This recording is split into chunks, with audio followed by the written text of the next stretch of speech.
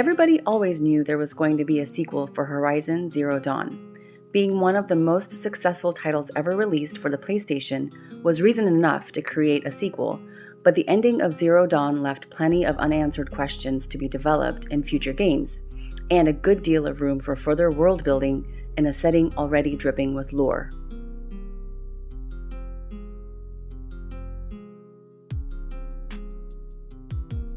We now know that the Horizon games are intended to be a trilogy, and thus much will be left unexplained to give us a reason to buy a PS6. But the trailer for Horizon Forbidden West already begins that good work by answering a lot of questions and raising new ones. For starters, the setting. The Forbidden West is a place mentioned now and then in Zero Dawn, but with very little hard information. A vaguely defined region encompassing everything to the west of Sunfall.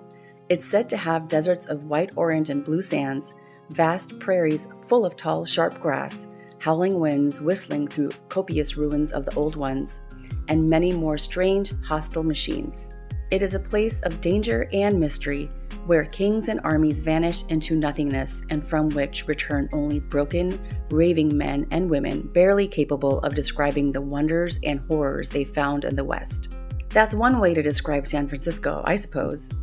Yes, San Francisco is featured prominently in the trailer, with famous San Franciscan landmarks like the Golden Gate Bridge, the Transamerica Pyramid, the Palace of Fine Arts, the Ferry Building, and even City Hall, making their appearances in a brief couple of minutes. As one of the most iconic cities of the West Coast, there's no doubt that there will be plenty of old-world secrets for Aloy to dig up for the edification of the new. But if you're hoping to find those secrets, better get your scuba gear ready. A good half of San Francisco is underwater, and Aloy is shown full-on diving into the water to explore ruins of the city. That's an exciting development, as previously, Aloy never really went diving except to hide temporarily from nearby machines, but apparently that's unlikely to work quite as well anymore, as Aloy is shown swimming beneath crocodilian snap maws in their native habitat. How exactly she'll defend herself from underwater predators is going to be interesting to work out. If Subnautica taught us anything, it's that the sea can and will murder you at the drop of a hat, and unfortunately, bows and arrows aren't effective underwater. The sea's not the only place that Aloy will be going, however. She's also shown at one point uncovering a Chinese sign from a place of sand and weathered rock, and the sign itself features a set of playing cards and reads, "Entertainment Place," which, given the context, strongly suggests casino, and given the location, suggests Las Vegas. If that's the case, then the game world seems set to cover a pretty vast range of terrain between the two locations, giving us plenty of diversity of both land and megafauna to look into, which the trailer backs up with mountain ranges, plains, and deserts to traverse. The use of Chinese is interesting as well. Although Zero Dawn only touched on it lightly, it's known that many Americans before the Fargo Plague were immigrating to China for work, and it'd be interesting to see what they brought back with them to the West Coast. But let's back up a bit. New megafauna? Oh my, yes.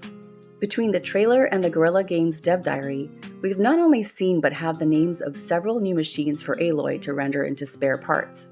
There's an enormous shell snapper, a giant turtle beast that sits in place long enough to grow trees and moss on its back, great big hog-like bristlebacks with blaze lines running underneath them, pterosaur-like sunwings with what appear to be solar panels on their wings, and great big metal mammoth tremor tusks, which appear deadly enough on their own but are apparently harnessed by the local tribes for warfare.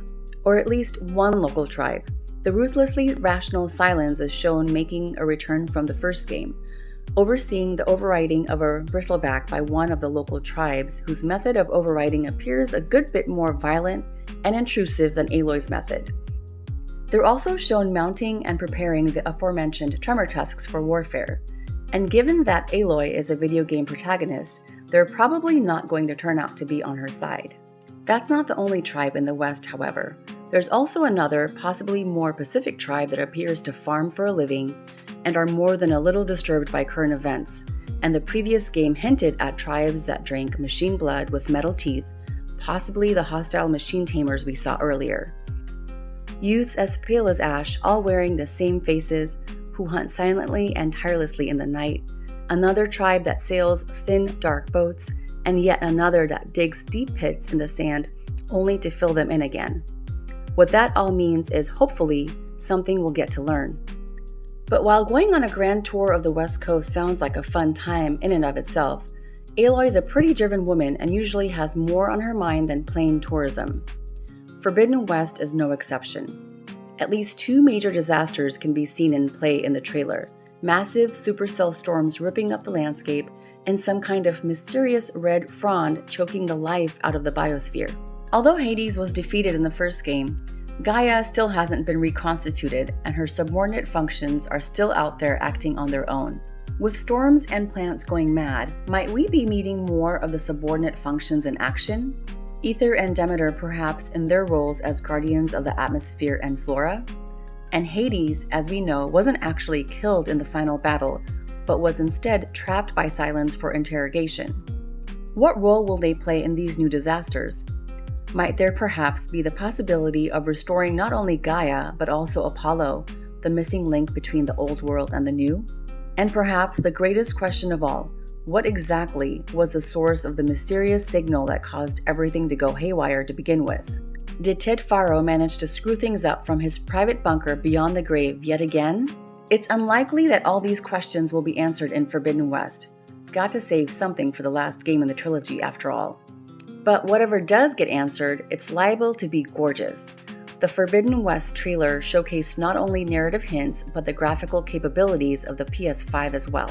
Asset details are crisper and sharper than they ever were in Zero Dawn, and one can see swaying foliage out to an incredible distance, as well as fast-moving complex cloud formations and realistic wave and water interaction. How much of that is pre-rendered cutscene graphics and how much was made using the in-game engine is hard to say, but one thing is clear: Guerrilla Games intends to use the full power of the PS5 to the hilt. Overall, there's a lot to be excited about in the Forbidden West trailer, and fortunately or unfortunately, the devs will have plenty of time to tease more details and hints at gameplay and plot. It will be a hard wait, but if the trailer is any indication, it will probably be worth it.